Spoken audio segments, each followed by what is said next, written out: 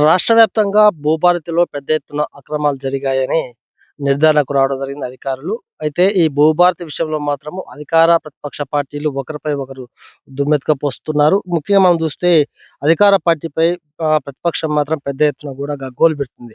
ముఖ్య కారణం ఏందంటే ఉమ్మడి ఆహ్, నల్లగొండ జిల్లా అయినటువంటి యాదాద్రి జిల్లాలో పెద్ద ఎత్తున కూడా అవకతవకలు జరిగినట్టు అధికారులు గుర్తించడం జరిగింది. ముఖ్యంగా మనం చూస్తున్నాము.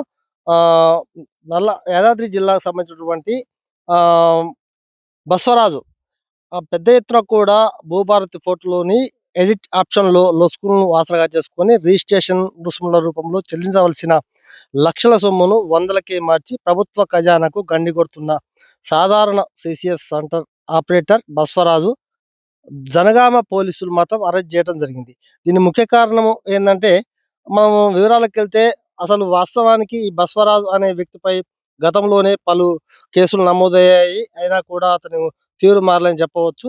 ముఖ్యంగా మనం గమనించేట్టయితే జనగామకు సంబంధించినటువంటి ఎంఆర్ఓ గారు పెద్ద ఎత్తున కూడా ఈ ఆప్షన్ విషయంలో లక్షలకు చెల్లించవలసినటువంటి డబ్బులను వేలలో చెల్లిస్తున్నట్టు గుర్తించడం జరిగింది.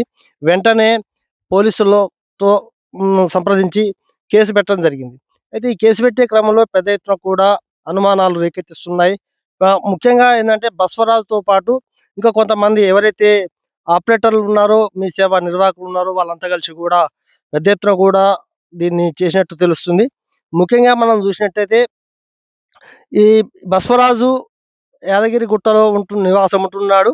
ఈ లక్షలు చెల్లించవలసినటువంటి డబ్బులను వేలలో చెల్లిస్తున్న క్రమంలో అసలు ఈ బస్వరాజు ఒక్కరే చేశారా? దీని వెనక సూత్రధారులెవరు, పాత్రధారులెవరు అనేది అనుమానాలు ఉన్నాయి. ముఖ్యంగా దీని వెనకాల కూడా ఆహ్, పెద్ద ఎత్తున కూడా అధికారులు కావచ్చు, రాజకీయ నాయకులుగా ఉన్నట్టు మనకు తెలుస్తుంది. ముఖ్యంగా మనం గమనించేటైతే ఈ బస్వరాజు చేసినటువంటి నిర్వాహకం కోట్లల్లో ఉంది. 1 కాదు, 2 కాదు, కోట్ల రూపాయలు కూడా జిల్లాలో పెద్ద ఎత్తున కూడా ఉన్నది. ముఖ్యంగా మనం గమనిస్తే సూర్యాపేట జిల్లాలో కూడా ఇలాంటి తతంగం నెలకొన్నట్టు కూడా కొంతమంది గుసగుసలాడుతున్నారు. ఎందుకంటే దీంట్లో ఎంఆర్ఓల పాత్ర పెద్దగా ఉన్నట్టు కూడా తెలుస్తుంది. ఎందుకంటే ఎంఆర్ఓల పాత్ర లేనిది ఒక నిర్వాహకుడు చేయటం అంటే మామూలు మాట కాదు. ఇక్కడ మనం చూస్తే ఇటు జనగామ జిల్లాలో ఉన్నటువంటి పోలీసులు పెద్ద ఎత్తున కూడా ఇప్పటికే 7గురిని అరెస్ట్ చేయడం జరిగింది. లోతుగా విచారణ చేస్తున్నారు. ఈ విచారణలో విస్తుపోయే నిజాలు కూడా బయటపడుతున్నాయి. ఎందుకంటే ఒక నిర్వాహకుడితో పాటు పెద్ద ఎత్తున ఎంఆర్ఓల పాత్ర, దాంతో పాటు ఇంకా ఉన్నతాధికారుల పాత్ర, సీసీఎస్ అధికారులు కూడా దీన్ని పెద్ద ఎత్తున కూడా గాలిస్తున్నట్టు తెలుస్తుంది. ఇప్పటికే 7 అరెస్ట్ అయ్యారు. ఇంకెంతమంది అరెస్ట్ అవుతారని కూడా తెలుస్తలేదు.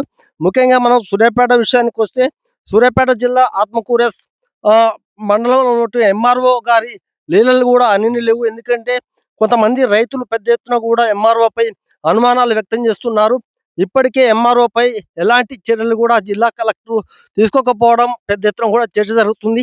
ఏదేమైనా కూడా భూభారతి విషయంలో మాత్రం పెద్ద ఎత్తున కూడా అనుమానాలతో పాటు ఇప్పటివరకు ఉన్నటువంటి ఎవరైతే అధికారులు ఉన్నారో వాళ్ళందరినీ కూడా అరెస్ట్ చేస్తే మాత్రము విచారణ పూర్తిగా కొనసాగుతుందని చెప్పొచ్చు.